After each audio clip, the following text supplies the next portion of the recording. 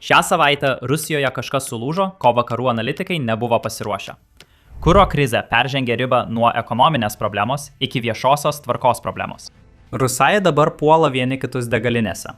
Kai kuriuose regionuose jie iš tikrųjų žudo vieni kitus dėl kuro. Rusijos mafija taip pat vėl iškyla šio kuro trūkumo metu, kad kontroliuotų benzino juodąją rinką. O paprasti Rusijos piliečiai dabar atvirai ir viešai prieš kamerą sako, kad tikisi, jog Vladimiras Putinas mirs. Tai vienintelis būdas išgelbėti Rusiją. Tuo tarpu Rusijos akcijų rinka ką tik patyrė vieną didžiausių vienos dienos nuosmukių šiuolaikinėje Rusijos istorijoje. O Putinas reaguoja vieninteliu jam žinomu būdu, dar labiau sugriežtindamas represijas. Jis dabar areštuoja žmonės, kurie atkreipia dėmesį į tai, kad šalyje kažkas negerai. Prie to Putinas ir griebėsi. Taigi šiame vaizdo įraše noriu jums paaiškinti, kas nutinka, kai šiuolaikinė valstybė praranda savo vidaus tvarkos kontrolę. Konkrečios šaudynės ir peilių muštynės degalinėse, kurios šiuo metu vyksta visoje šalyje. Ir kodėl žurnalistai bei prorusiški, pro Kremlių nusiteikę tinklaraštininkai yra areštuojami už tai, kad pagaliau pasakė tiesą. Visa tai mus veda prie Putino reitingų, kurie krenta net jo pačio suklastotose apklausose. Ir tada pakalbėsime apie Ukrainos vidaus politiką, nes net ir ten situacija neatrodo gražiai. Zelenskis ką tik atleido vieną iš svarbiausių Ukrainos vyriausybės veikėjų pačiu blogiausiu metu. Ir tada pakalbėsime apie tai, kas vyksta fronto linijose. Mano vardas yra Semas ir jūs žiūrite Business Basics. Pradėkime nuo šaudynių vykstančių Rusijos viduje ir kodėl žmonės sako, kad Putinas tiesiog turėtų numirti. Matote, paprasti rusai puola vieni kitus su pistoletais ir peiliais dėl benzino. Tokie dalykai vyksta tik žlugusiose valstybėse. Ir dabar tai vyksta branduolinės supervalstybės sostinėje. Paklausykite. Aš čia stoliu, palikau automobilį, atėjau, paėmiau, sakau šlovė, kokia kamera? Kokia po velnių? Aš čia įstrigau!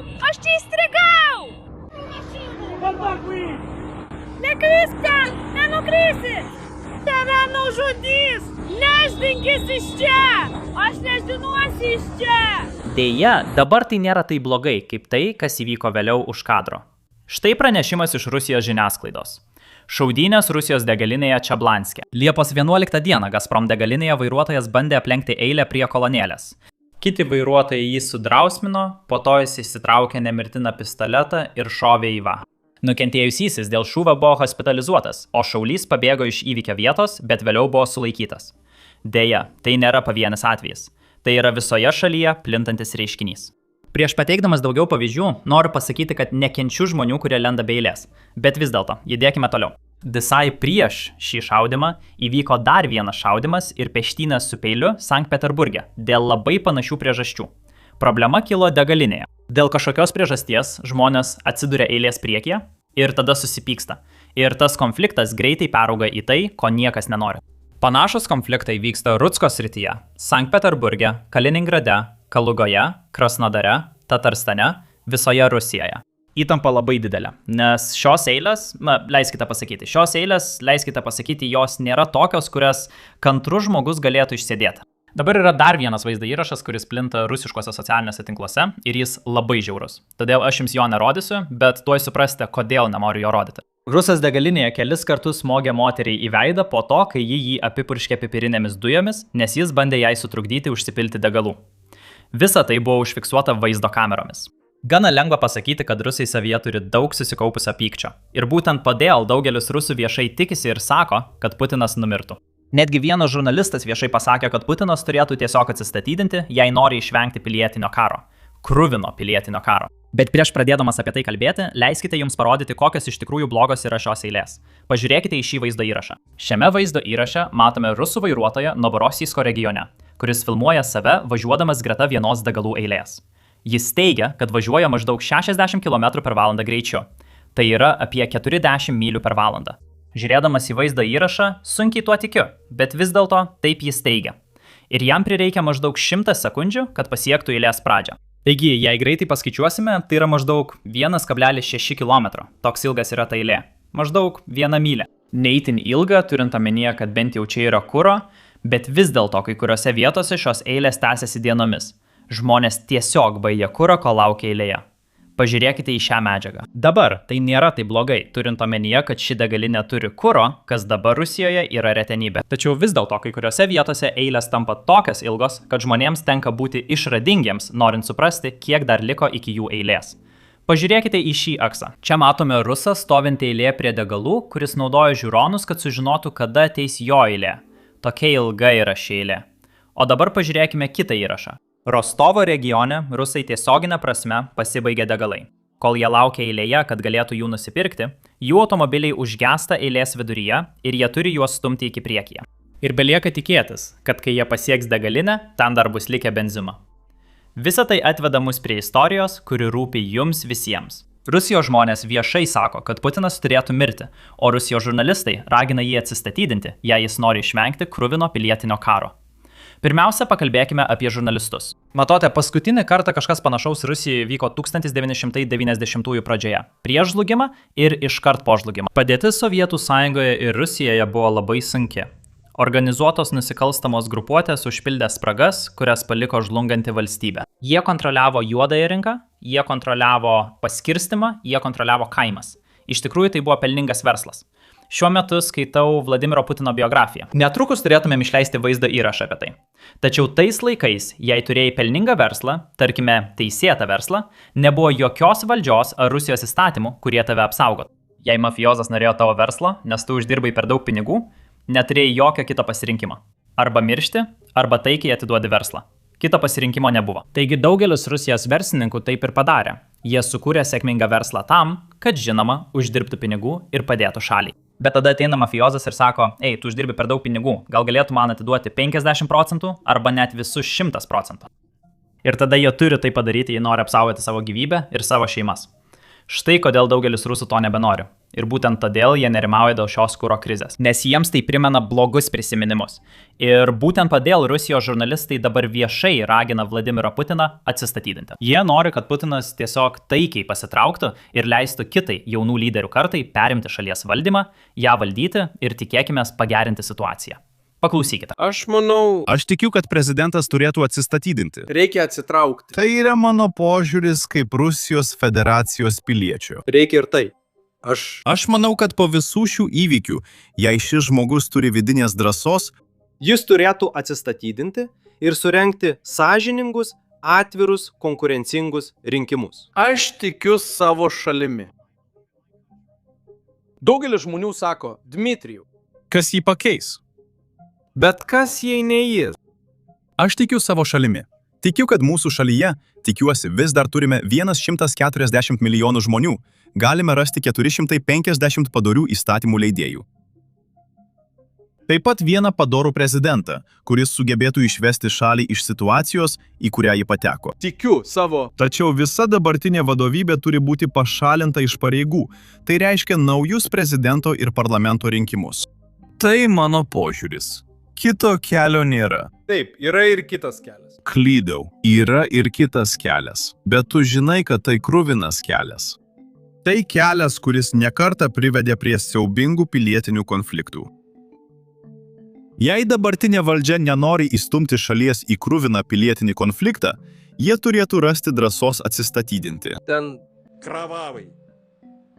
Dabar keisčiausia tai, kad tai gana ilgas įrašas, kurį šis vaikinas paskelbė ir jis žino, kad tai, ką daro, yra pavojinga ir jis supranta, kad dėl to gali netekti gyvybės.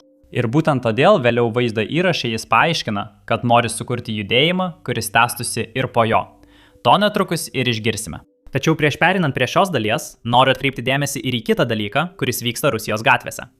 Dabar turime paprastų Rusijos piliečių, kurie viešai prieš kamerą sako, kad tikisi, jog Putinas mirs. Jie žino, kad jis senas ir tikrai tiki, jog Putinas nėra tas, kuris atsisakys valdžios. Taigi jie tikisi, kad jis greitai mirs ir tada šalis turės galimybę pasikeisti į gerąją pusę. Tai nėra tiesiog vienas žmogus darantis tai dėl peržiūrų ar panašiai. Yra daugybė skirtingų rusų, sakančių tą patį. Paklausykite patys. Pamatyti Rusiją be Putino – tai mano svajonė. Ne tokia svajonė, kaip gauti nuolaidą ar išvykti atostogauti į Turkiją. Turiu omenyje tikrą svajonę. Po Vladimiro Putino bus normalus prezidentas. Kažkas, kas yra gyvas, sveikas, protingas, racionalus ir padorus. Ne toks, kokį turime dabar. Ir atvirai sakant, Net nesvarbu, kas tas žmogus būtų. Tai galėtų būti beveik bet kas. Tas žmogus būtų 100 kartų geresnis. Putinas yra nusikaltėlis ir žudikas. Tikiuosi, kad kokia nors liga jį kuo greičiau pasiims. Kas jums yra Vladimiras Putinas? Tikriausiai vienas silpniausių ir nesėkmingiausių lyderių, kokius Rusija kada nors turėjo. Kaip manote, kokia Rusija? Bus po Putino. Tikiuosi, kad pagaliau. Turėsime tikrą demokratiją. Kaip jis paliks pareigas? Jis mirs. O kada? Tikiuosi. Jei visi melsis lygiai 8 vakaro. Galbūt tai įvyks greičiau. Kas tau yra Putinas? Atvirai, Tiesiog senas vyras, nuo kurio visi jau pavargo. Putinas paliks prezidento postą tik kojomis į priekį, jis neturi kitos išeities. Prie jo vardo prilipę per daug nusikaltimų, per daug kraujo praliejimo, per daug neteisėtumo. Jei Putino propagandinė televizija ir toliau bus transliuojama, neturėtume tikėtis jokių pokyčių. Ką mums reikia šios nesibaigiančios caro valdymo tvarkos? Mums nereikia. tie, kurie jau seniai stebi Rusiją, žino, kad tokie dalykai Rusijoje nėra įprasti. Be to, Putinas tokius dalykus vertina labai rimtai. Buvo žmonių, kurie pasakė daug mažiau rimtų, daug mažiau dramatiškų dalykų ir jų jau nebėra tarp mūsų šiame pasaulyje. Tokios bausmės Putinas skiria tiems, kurie jį kritikuoja. Ir atspėkite ką. Atrodė, kad 2026 metais jis buvo šiek tiek atlaidus, bent jau iki šiol, nes mes sukūrėme ne vieną vaizdo įrašą apie žmonės, kurie jį viešai kritikuoja. Tačiau dabar atrodo, kad Putinas vėl griežtina savo veiksmus, kaip senais laikais. Pažiūrėkite į šią ataskaitą. Štai šis vaikinas, kurį matote ekrane, tai Ilija Remslavas. Mes apie jį kalbėjome dar kovo mėnesį ir aš jūsų nekaltinu, jei jo neprisimenate. Tai buvo seniai. Tačiau jis anksčiau buvo vienas iš proputiniškų tinklaraštininkų Rusijoje. Jis buvo labai už Putiną. Vos prieš 4 metus, kai Navalnas pradėjo mesti iššūkį Putino valdžiai, būtent šis vaikinas skundėsi, arba galima sakyti, pranešė apie Navalną Rusijos valdžiai. Ir be to, jis netgi liudijo prieš Navalną teisme, todėl šis ir pateko į kalėjimą. Jis asmeniškai pateikė daugybę skundų ar ieškinių prieš Navalną. Tiek jis mėgo Putiną. Bet tada, iš niekur nieko, šių metų kovą jis paskelbė didelį manifestą, kuriame kritikavo Putiną ir viešai jį puolė. Ir visus sprendimus, kuriuos jis plėmė pradėjęs šią specialiąją karinę operaciją. Vėlgi, niekas to nesitikėjo. Ir akivaizdu, kad tai buvo didelis įvykis, nes šis žmogus buvo pagrindinis Putino susidorojimo su Navalnu veidas. Taigi, akivaizdu, kad jis turėjo savo sekėjų. Ir kai jis viešai kritikavo Putiną, kai kurie žmonės Rusijoje tikrai į tai atkreipė dėmesį. Šiame manifeste jis pradeda eilutę, kuri yra tikrai teisinga. Nežinau, kaip kitaip tai pasakyti, tikriausiai tai nėra taisyklinga gramatika, bet jis sako, kad net moraliai nepriekaištingas žmogus būtų sugadintas, jei turėtų deldžią. Kol Putinas. Ir tai svarbu pabrėžti, nes Putinas valdžioje yra jau beveik 26 metus. Yra vaikų Rusijoje, kurie nėra matę jokio kito lyderio, išskyrus Putiną. Net kai jis buvo ministras pirmininkas, jis vis tiek buvo faktinis šalies vadovas, jis gaudavo daugiausia eterio laiko, kaip ten vadinasi, naujienų kanaluose, jis gaudavo daugiausia eterio laiko, kai tik kokie nors lyderiai lankydavosi Rusijoje. Taigi jis buvo lyderis, net kai oficialiai juo nebuvo. Turėjome Dmitrijų Medvedevą, kuris tik vienai kadencijai apsimetė prezidentu, kad apeitų tą konstitucinį apribojimą, kurį turėjo Jelcinas. Tačiau vos tik Vladimiras Putinas sugrįžo į valdžią, jis panaikino beveik visus konstitucinius kadencijų apribojimus. Taigi jis gali valdyti tiek, kiek panorės. Jei Vladimiras Putinas iš tikrųjų nori valdyti iki pat mirties, šiandieninėje Rusijoje jis tikriausiai galėtų tai padaryti. Ir būtent į tai šis vyras ir atkreipė dėmesį. O tada jis išvardijo visas kitas problemas, kurias turi su Vladimiru Putinu. Visas tas, apie kurias kalbame šiame kanale. Jis pabrėžia, kaip Putinas gyvena prabangoje. Jis turi keletą skirtingų rūmų, saugomų oro gynybos sistemomis. Leidžia tiek daug pinigų, kad gali būti turtingiausias žmogus pasaulyje. Jis taip pat pabrėžia, kad tuo metu, kai Vladimiras Putinas visą tai daro, jis konfiskuoja turtą iš kitų Rusijos vadovų, verslo lyderių.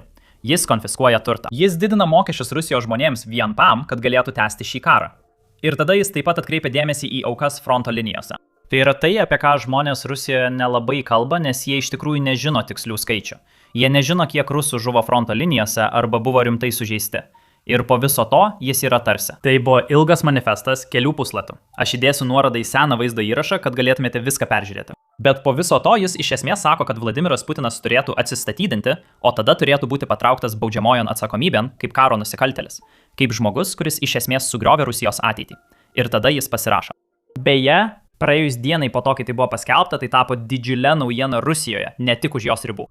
Jis buvo paguldytas į psichiatrijos ligoninę dėl psichikos problemų, bet šis žmogus vis tiek liko aktyvus ir po to, kai atsidūrė ligoninėje, ir toliau davė interviu. Ir jei paklausytumėte tų interviu, suprastumėte, kad tai nėra kažkoks beprotis. Jis atrodė kaip normalus žmogus, kuris vis dar buvo blaivaus proto. Pagal tai, kaip jis kalbėjo, jis neatrodė kaip žmogus sergantis psichikos liga. Jis neatrodė kaip kažkas, kas eina iš proto.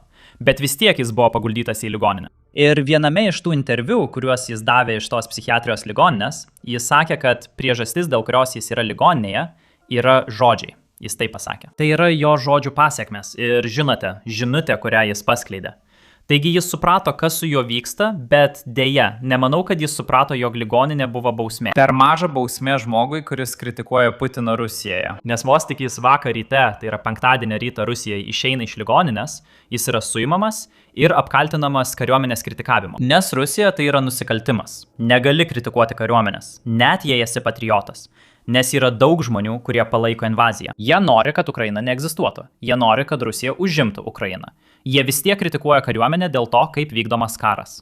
Jie mano, kad kariuomenė turėtų veikti daug griežčiau. Jie mano, kad turėtų dar labiau persekioti civilius nei dabar. Ir Putino Rusijoje tai techniškai yra neteisėta. Dabar jaučiu, kad apie tai kalbėjome per ilgai. Tačiau jis nėra vienintelis, kuris yra taikinys. Būtent šią savaitę dar vienas opozicijos atstovas Rusijoje buvo paskelbtas užsienio agentu. Tai yra etiketė, kurią Putinas naudoja visiems, kurių nenori girdėti kritikuojančių. Nes jei Rusijoje tampi užsienio agentu, gyvenimas tampa labai sunkus. Žmonės pradeda su tavimi elgtis kaip su atstumtuoju, o be to bankai nenori laikyti tavo pinigų. Sunku išsinuomoti būstą.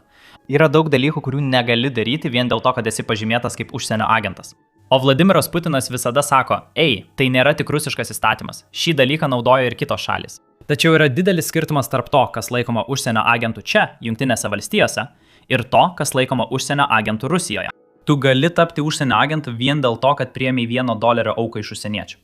Ir tai matyt reiškia, kad, tu tarnauji kitoms šalims, o ne Rusijai čia, Jungtinėse valstijose. Tai taikoma labai konkrečiais atvejais, jei esi įsitraukęs į politiką ar užsiimi politinį lobizmą. Ir jei gauni finansavimą ar atlyginimą iš užsienio įmonės ar užsienio šalies, tuomet privalai oficialiai užsiregistruoti vyriausybėje, nurodydamas, kad, aš gaunu šį mokėjimą iš šios užsienio šalies. Ir tai, man atrodo, vadinama fara ar kažkaip panašiai. Nesu visiškai tikras, bet pas mus tai gana konkrečiai susiję su politika. Rusijoje nesvarbu, ką darai.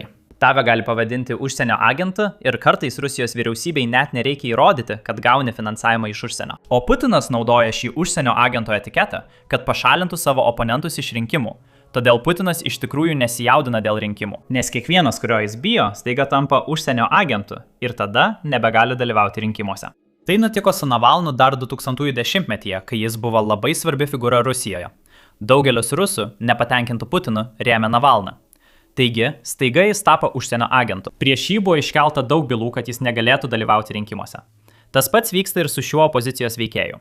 Jo vardas yra Borisas. Tikriausiai neteisingai ištarsiu, bet pabandysiu kaip galiu geriausiai. Jo vardas yra Borisas Nazarovas. Dabar Rusijoje artėja rinkimai, jie vyks rugsėjį. Ir kaip tik prieš rinkimus. Putinas dabar persekioja žmonės, kurie jį kritikuoja. Ir žinoma tuos, kurie gali kandidatuoti prieš jį arba prieš jo kandidatą rinkimuose. Tai tarsi parodo, kad nors jis gal ir nesijaudina dėl rinkimų, jis užtikrina, kad viskas būtų savo vietose, kad situacija neišeitų iš kontrolės. Dabar čia aš greitai noriu aptarti apklausų rezultatus, gaunamus iš Rusijos, apklausų rezultatus, kuriuos pateikė oficiali Kremliaus apklausų agentūra. Taigi turėkite tai omenyje, nes šie skaičiai iš esmės yra tokie, kuriuos tikriausiai patvirtino Putinas arba jam artimi žmonės. Ir jie mums pasako kai ką labai įdomaus. Pažiūrėkite į šiuos duomenis, kurie beje ką tik pasirodė maždaug prieš 5 dienas. Tai yra naujausi duomenis. Putino reitingas dabar nukrito iki 65,1%. Tai yra žemiausias lygis nuo karo pradžios. Bet vėlgi, 65% nėra taip jau mažai, bet kuris demokratinės šalies lyderis norėtų turėti tokį aukštą reitingą. Tačiau įdomiausia čia yra tendencija. Pažiūrėkite į grafiką nuo karo pradžios. Ir jei pažvelgtume tik į praėjusius metus, tendencija buvo tokia. Ji mažėjo, reitingai krito. Ir tai įdomu, nes šiuos skaičius Vladimiras Putinas gali lengvai suklastoti. Žinoma, todėl ir sakome, kad negalime labai pasitikėti duomenimis iš Rusijos. Tačiau faktas, kad Vladimiras Putinas turi galimybę klastoti skaičius ir nepaisant to, kad jis turi tokią galimybę. Tendencija, kad reitingai mažėja, rodo, jog Rusijos visuomenė iš tikrųjų nėra patenkinta. Ir tai supranta ir Rusijos žurnalistai, o dar konkrečiau Rusijos aktyvistai, kurie nori, kad Vladimiras Putinas pasitrauktų. Prisiminkite tą vyrą, kurio klausėmės prieš kelias minutes, kuris sakė Vladimirui Putinui tiesiog atsistatydinti, jei jis nori išvengti pilietinio karo. Beje, kalbant apie tą patarimą, juk Vladimiras Putinas nelabai rūpinasi rusų gyvybėmis, bet vis tiek tai buvo geras patarimas, jis turėtų atsistatydinti. Tegu kiti perima valdžią. NATO žurnalistas žino, kad tai, ką jis daro, yra pavojinga ir jo gyvybei gresia pavojus. Todėl jis bando pradėti judėjimą, kad kiti Rusijos visuomenės nariai, kiti rusai darytų tą patį kaip jis, kur jie nori viešai parodyti savo nepasitenkinimą sprendimais, kuriuos priima Kremlius. Paklausykite šios, kitos to paties įrašo dalies, kurią žiūrėjome anksčiau. Daugelis žmonių klausia, Dmitrijau, ką turėtume daryti, kaip galime tylėti? Žinote, žmonės jau pradeda kažką daryti. Ar pastebėjote, kiek daug paprastų rusų kreipimusi atsiranda socialiniuose tinkluose? Yra piktų, tikrai piktų kreipimusi, nukreiptų į valdžią. Yra būdas. Nuoširdūs kreipimaisi į valdžią. Matote, kai 10, 15 ar 20 žmonių kreipiasi, juos galima surasti ir prieš juos imtis priemonių. Kažkas gali būti įkalintas, gali būti neįkalintas arba nubaustas piniginė bauda. Jeigu tūkstančiai žmonių, 10 tūkstančių, 100 tūkstančių žmonių pradės tai daryti, tiesiog įrašys kažką ir paskelbs, tada bus rezultatas. Tai bus žmonių balsas, tada žmonės parodys visam pasauliui paprastų Rusijos piliečių nuomonę. Visame pasaulyje paprastų. Dabar dėja tai gali jūs šokiruoti. Tačiau ne tik Putinas susiduria su vidaus problemomis. Zelenskis taip pat susiduria su vidaus problemomis karo metu. Ir jos iš dalies yra jo paties sukeltos. Ukrainoje vyksta protestai dėl atleidimo, kuris įvyko prieš kelias dienas. Esu tikras, kad kai kurie iš jūsų apie tai girdėjote. Tačiau prieš pradėdamas apie tai išsamei kalbėti, noriu jums parodyti tikriausiai geriausią juokelį iš Rusijos, kokį tik esu matęs. Tai rusai juokiasi iš dabartinės situacijos. Jie turi labai gerą humoro jausmą. Jei manimi netikite, tiesiog paklauskite buvusio prezidento Ronaldo Reigano. Jis buvo didelis sovietinių juokelių gerbėjas ir atspėkite, rusiškų juokelių taip pat. Na, jie tikrai geri, o štai mano mėgstamiausias.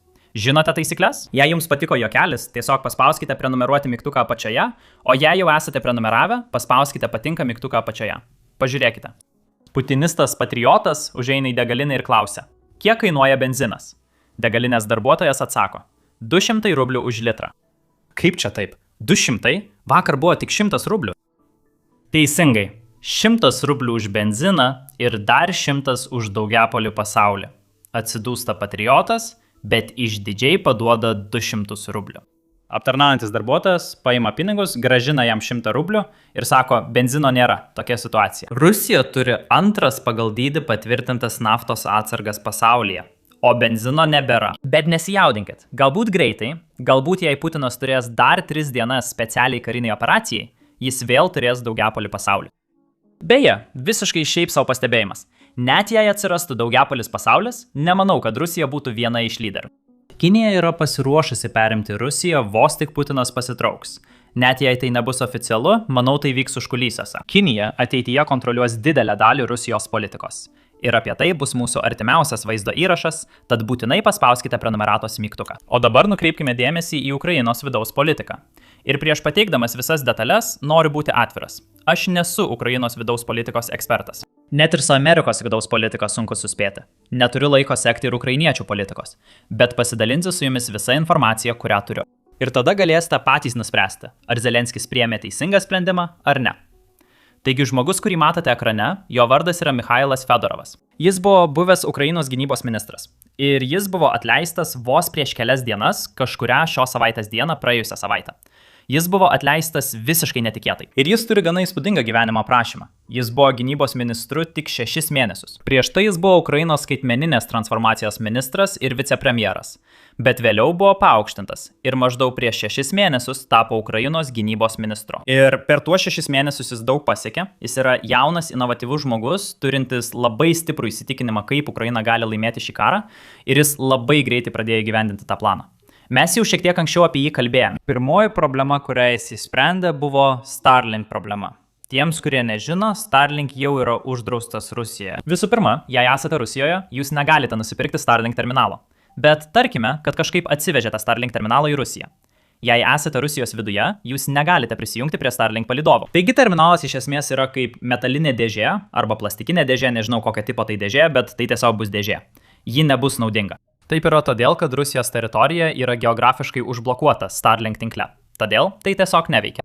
Tačiau tai, ką darė rusai, tiksliau Rusijos kariuomenė fronto linijose, jie pirkdavo Starlink terminalus per trečiasias šalis. Taigi, jie pirkdavo juos iš Dubajaus, Yeti, Indijos, Kinijos, naudodamiesi fiktyviomis įmonėmis šiose šalyse. Jie kontrabandai veždavo juos į Rusiją, o tada nugabenėdavo į Rusijos okupuotas teritorijas Ukrainoje.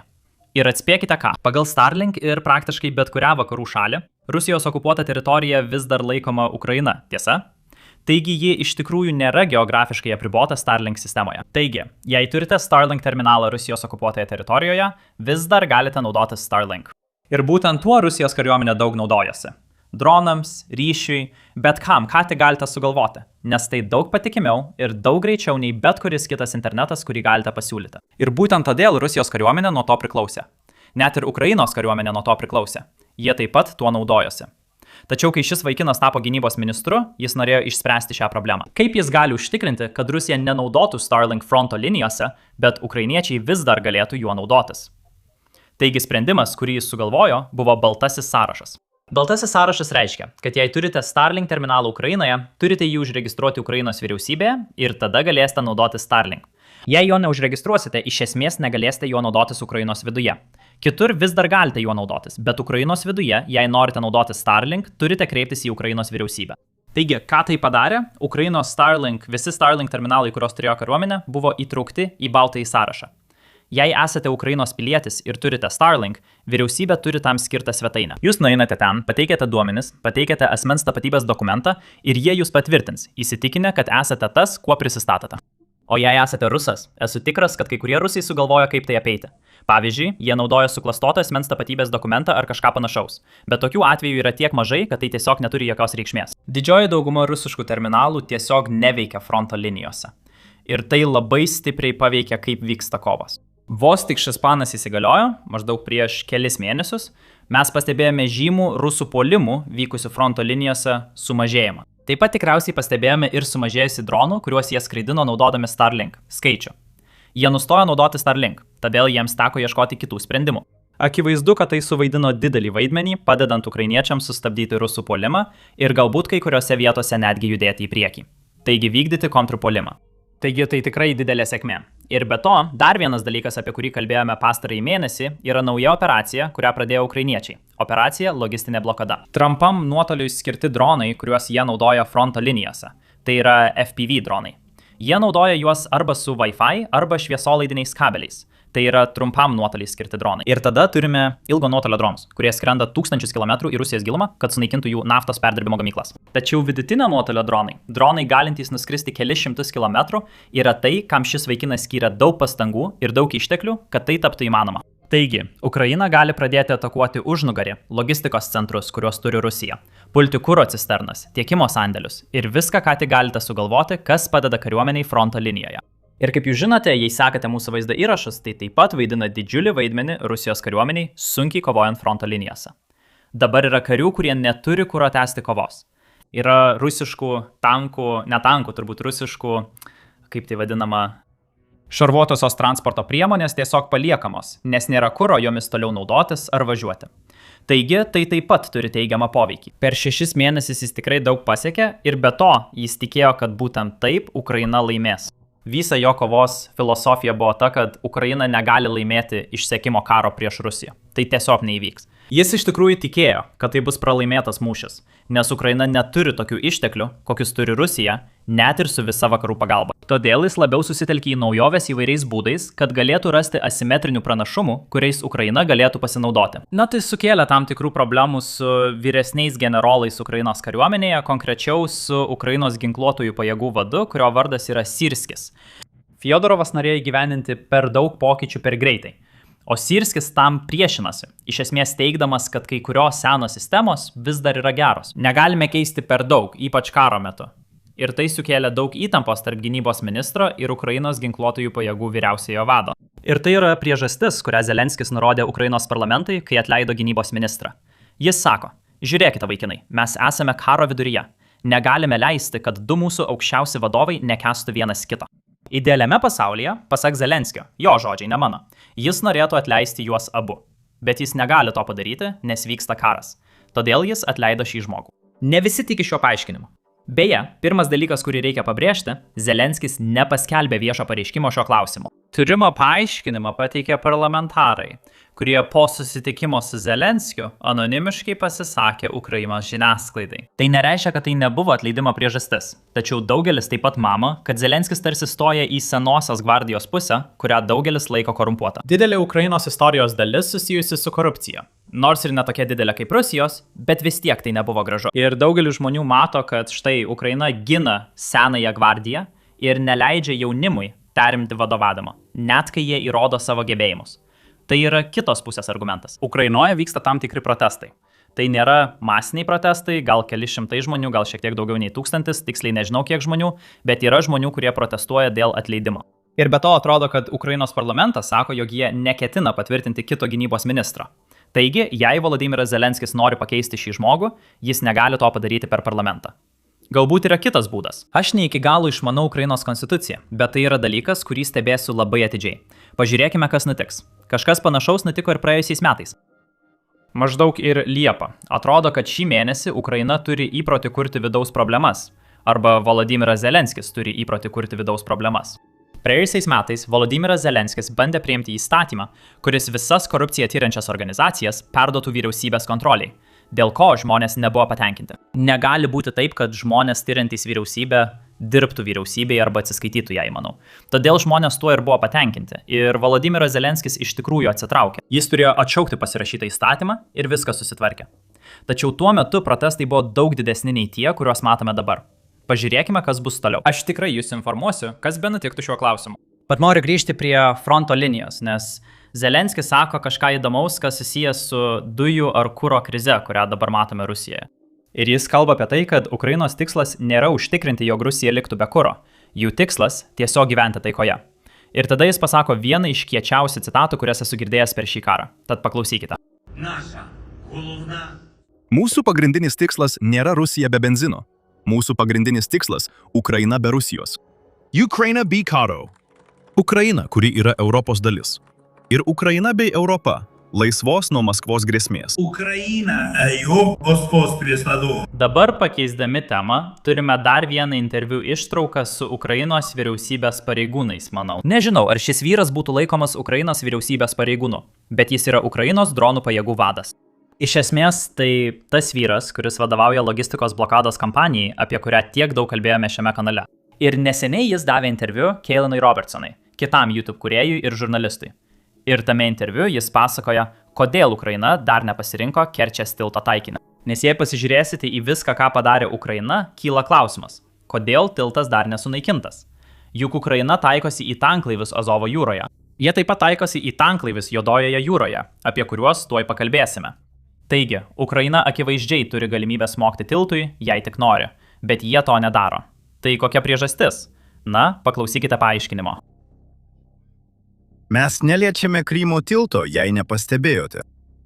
Tegul jie išeina per jį.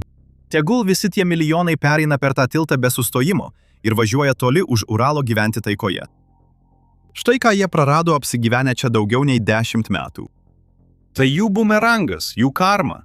Jie neturėjo atvykti į mūsų Krymą. Tegul dabar eina velniop į Sibirą ir pradeda viską iš naujo, jei dar pakankamai jauni. Bet mes jų nestabdysime. Tegul išvyksta. Bet mes juos trikdysime, tegul eina. Dabar atsakymas tam tikrą prasme logiškas. Jis nori, kad rusai, kurie nelegaliai gyvena Kryme, galėtų išvykti. Ir tiltas yra vienintelis kelias išvykti, nes sausumos koridorius, labai pavojinga važiuoti tomis magistralėmis, ypač jei atvyksti į Krymą arba išvyksti iš Krymo. Taigi tiltas yra vienintelis saugus būdas, kuriuo civiliai rusai gali išvykti. Ir tikiuosi, kad Rusijos kariuomenė taip pat išvyks tuo pačiu keliu. Tačiau yra dar daugiau blogų naujienų rusams, kurie palieka Krymą, nes padėtis Rusijos viduje nėra daug geresnė. Ir apie tai Rusijos ekonomistai kalba labai atvirai. Matote, nuo tada, kai Rusijoje prasidėjo ši kuro krizė, Putinas pradėjo traukti išteklius iš kitų Rusijos regionų, kad paremtų Maskvą ir Sankt Peterburgą, 2 didžiausius Rusijos miestus. Be to, čia gyvena elitas. Šie miestai yra milžiniški. Maskva, manau, yra didžiausias miestas Europoje, maždaug 13 ar 17 milijonų gyventojų. O Sankt Peterburge gyvena dar apie 5 milijonų žmonių. Šiuose miestuose gyvena labai daug žmonių.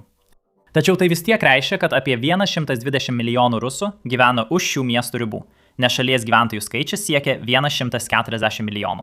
O tie žmonės, kurie negyvena didžiuosiuose miestuose, jaučiasi apgauti, nes Kremlius daugiausia dėmesio skiria tik miestų gyventojų sunkumams. Jie iš tikrųjų nekreipia dėmesio į visus kitus regionus, kurie vis dar yra Rusijos dalis. Ir būtent apie tai kalba šis ekonomistas, tai kuria klasių kovą. Daugelis žmonių labai pyksta ant Maskvos. Paklausykite. Šiuo metu Maskva apiplėšinėja visas teritorijas. Žmonės man rašo iš Rusijos ir sako, kad niekada nematė tokios neapykantos Maskvai, kokia dabar yra Rusijos regionuose. O kuro krizė tai dar labiau paaštrino. Tai yra, kai atima benziną, kurio tau labiausiai reikia.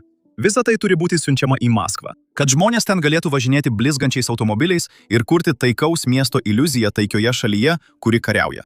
Tai sukelia didžiulį susierzinimą, kai tavo kombainas stovi lauke ir tu negali jo papildyti degalais. Nėra benzino, nieko. Ir dyzelinas taip pat iškeliavo į frontą ir nieko neįmanoma padaryti. Visa tai mus atveda prie dar vienos Ukrainos kampanijos, kuri iš tikrųjų prasidėjo vos prieš 2 dienas, taigi aš tai įrašinėjau penktadienį, ji prasidėjo trečiadienį. Ir tai iš esmės yra dalis logistikos blokados kampanijos, kuri tęsiasi jau maždaug kelias savaitės. Ši kampanija vadinama Molokška. Nesu tikras, ką tai reiškia, jei atvirai. Tačiau iš esmės ši kampanija reiškia, kad dabar Ukrainos dronai taikosi į Rusijos tanklaivius ir laivus Juodojoje jūroje. Jau matėme, kaip Ukraina atakavo visus laivus, Rusijos laivus, kurie buvo Azovo jūroje arba joje plaukėjo. Atrodo, jie ten susitvarkė su reikalais. Ten reikalai jau baigti. Laivyba per Azovo jūrą sumažėjo beveik 99%. Čia ir ten dar yra 1 ar 2 laivai. Bet išskyrus tai, nieko daugiau neliko, ko Ukraina dar nebūtų atakavusi. Ir būtent todėl dabar jie perkelia dėmesį į Juodąją jūrą. Per pastarąsias 2 dienas jie jau smogė daugiau nei 30 laivų. Ir tai reiškia, kad per pastarąsias 11 dienų Ukraina iš viso smogė 147 laivams. Ši operacija prasidėjo Liepos 6 dieną. Ir iki Liepos 16 dienos, tai yra per 11 dienų, Ukrainos dronai smogė 147 Rusijos laivams. Tai tiesiog beprotiška. Neseniai susitikau su buvusiu Navy SEAL Chucku Farahu, kuris šį karą stebi daug atidžiau nei daugelis kitų. Jis šį karą stebi daug atidžiau ir už mane. Ir jis paaiškina jūrų doktriną bei tai, kokias pasekmes turi Ukrainos veiksmai. Kaip žinote, ši dalis yra platesnės mūsų Basics Insider nariams skirtos apžvalgos dalis. Kiekvieną savaitę kelis kartus per savaitę. Kur Chuckas pasakoja, ką Ukraina daro fronto linijose, ką Ukraina daro už fronto linijų, kaip Ukraina taikosi į rusus ir koks yra planas. Taigi, jei jūs domina išsamus paaiškinimas, kartu su kita mūsų atliekama taktinė analizė, galite tapti nariu dabar, paspaudę prisijungimo mygtuką žemiau arba apsilankę basicsinsider.com. Jūsų palaikymas yra tai, kas mus motyvuoja ir leidžia šiai žurnalistikai išlikti nepriklausomai. Ir be to, kiekvieną savaitę mes talpiname daugiau turinio nariams, kurio negalime viešai paskelbti dėl YouTube algoritmo. Taigi galite tapti nariu jau dabar, bet vis tiek pateikiame šią ištrauką. Pažiūrėkite. Sveiki sugrįžę visi. Šiandien turime Battlefield Breakdown su nieko kitu, kaip buvusiu Navy SEAL kariu Chucku Farahu. Malonu būti čia. Panagrinėkime keletą trumpų mūšio įrašų. Ir daugeliu atveju, manau, visi žinome, kaip jie baigsis. Pirmasis įvykis, manau, nutiko šį rytą. Ukraina įvykdė pirmą tokio tipo UGV, bepilotės antžeminės transporto priemonės, operaciją. Jie nusileido kažkokioje saloje Juodojoje jūroje. Teisingai. Tai buvo Kinburno Nerijoje, kuri yra mažytė barjerinių salų dalis į pietus nuo Chersono. Jūs stebite tai, kas istorijoje dar niekada nebuvo įvykę. Tai yra bepiločio laivo nuleidžiama rampa ir išlaipinamas bepiločio sausumos automobilis. Ir atrodo, kad čia turime reikalų su 20 mm patranka. Vėlgi, negalėjau jos gerai apžiūrėti, bet tai tikrai didelis vamzdis. Taip, tai žinote, jeigu tai yra 50 kalibro kulkosvaidis, aš dar niekada nemačiau tokio tipo antsnukio įtaiso. Žmonės visada apie tai spėliojo. Robotai, kurie tiesiog eina ir kovoja. Tai tampa realybė. Mes tikrai artėjame prie to taško. Autonominis terminalinis nutaikymas tampa įprastas abiejose pusėse. Ukraina tai pristatė pirmoji. Bet šiandien ką tik įkėliau infografiką apie Geran 4, kuris yra tikrai greitas. Tai yra rusiška Shahid versija, kurią varo reaktyvinis variklis. Ji labai greita, gali atlaikyti daugybę G jėgų ir tai daroma tam, kad išvengtų dronų perėmėjų. Ir ji turi dirbtinį intelektą, žinote, mašininį mokymąsi. Tai, ką anksčiau vadindavome ekspentinė sistema, kol atsirado terminas dirbtinis intelektas, bet ji gali užfiksuoti judantį taikinį ir jį pataikyti. Taigi, tai nėra gerai. Taip, tai beprotiška. Gerai, kitas įrašas. Turime naftos tanklaivius, kuriuos pataikė Azovo jūroje. Taigi čia matote žmonės, aplinką, kurioje gausu taikinių.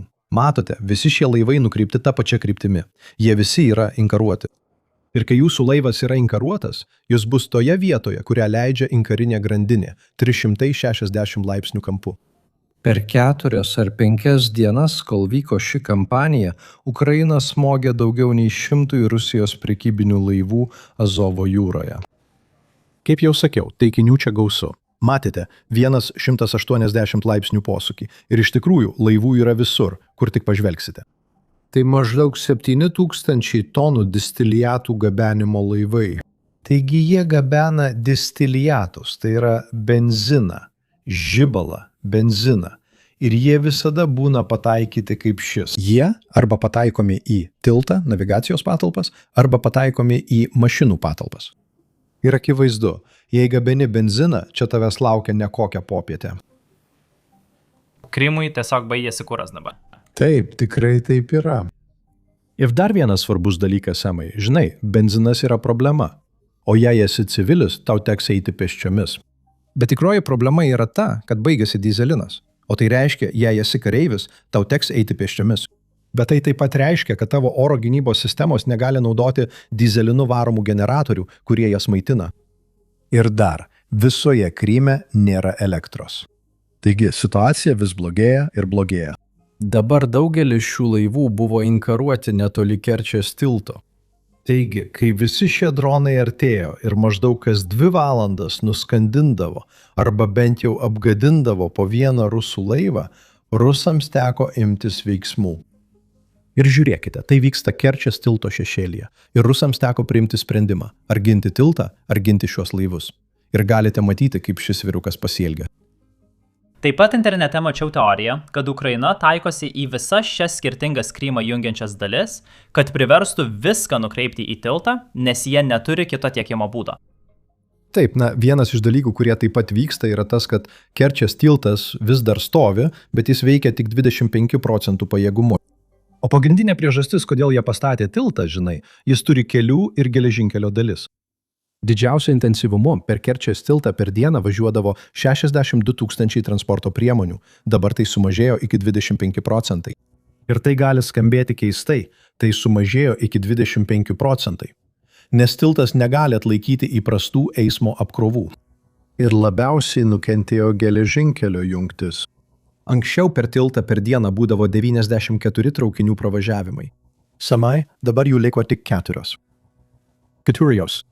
Tai štai kodėl čia tiek daug tanklaivių. Jos turi gabenti kurą, kurį anksčiau gabendavo traukiniai. Ir dabar 100 tokių laivų atrodo kaip tas, iš kurio rūksta dūmai. Jie jau anksčiau yra puolę ir geležinkelio dalį, tiesa, ant tilto? Taip, tikrai. Bet tas didysis išpuolis, kuris įvyko prieš 2,5 metų, buvo pagrindinis smūgis, nes jis uždegė kelis kuro vagonus pačioje tilto viršūnėje, kur architektūriškai yra didžiausia apkrova. Žiūrėk, kare atsitiktinumų nebūna. Sėkmė čia ne prie ko. Tu tampi geras. Ir ta geležinkelio atkarpa vis dar neveikia.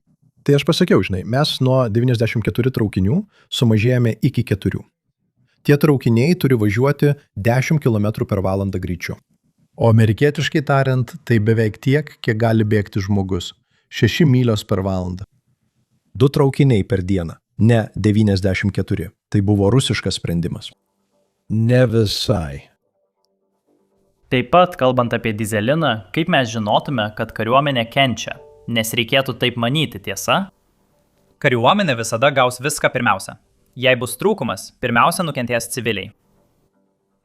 Taip, tai tikrai vyksta ir žmonės apie tai dar daug nekalba, bet aš dariau Kyiv Post reportažą čia, dieve, neatsimenu, žmogau. Prieš kelias valandas. Taip, bet... Aš klausiau. Bet vyksta vienas dalykas, apie kurį žmonės nekalba. Žiūrėk, dabar Liepos vidurys. Ateina rugsėjis Rusijoje, pradės snigti. Jie turi nuimti ir išdalinti derlių per artimiausias 45 dienas, tiesa? Samai, Jie to nepadarys. Jie neturi dyzelino. Turime įrašą, kurį parodysime vėliau, su moterimi, kuri yra gyvulių augintoja Rusijoje. Ir jis sako: vaikinai, kurie nuima grūdus, neturi dyzelino, negali už jį sumokėti esamą kainą. Džis sako: negaliu šerti savo galvijų, nes negaliu nusipirkti grūdų už tą kainą, už kurią šie vaikinai turės juos nuimti. Bet tai net nėra tik ekonominiai spaudimai, nors jie tikri. Ir žinote, tai gali sutrikdyti tiekimą. Bet tikroji velneva yra ta, kad nėra dyzelino. Negalima paleisti kombainų, negalima važiuoti sunkvežimiais, kurie važiuoja į paskirstimo centrus. Ir nėra vietinio paskirstimo, nes tie sunkvežimiai taip pat važiuoja dyzelinu arba benzinu. Taigi, per artimiausias 45 dienas Rusijoje matysite didelį derliaus trūkumą. Pamatysime. Žinote, žmonės dabar neturi kuro, bet kai žmonės pradeda alkti, jie tampa pikti. Kiekvieną kartą, kai darau šiuos vaizdo įrašus, surenku gerokai daugiau tyrimų nei telpa į vieną epizodą. Kai kurie žiūrovai jau pastebėjo, kad šie vaizdo įrašai darosi tikrai ilgi. Ir aš tai suprantu. Daugiau nei 20 minučių, manau, šis vaizdo įrašas tikriausiai truks daugiau nei 30 minučių. Tai labai ilga. Taigi, ką pradėjome daryti? Aš vis tiek atlieku tyrimus ir noriu apie tai papasakoti. Todėl pradėjome leisti išplėstines šių vaizdo įrašų versijas mūsų nariams. Taigi, jei nesate narys, tai dar viena priežastis užsiprenumeruoti, ypač jei norite sekti, kas vyksta fronto linijose, kas vyksta Ukrainoje ir kas vyksta Rusijoje. Taigi, galite tapti nariu paspaudę prisijungimo mygtuką žemiau arba apsilankę basicsinsider.com. Mano vardas yra Semas. Tai viskas, ką šiandien jums turėjau. Pasimatysime kitame vaizdo įraše.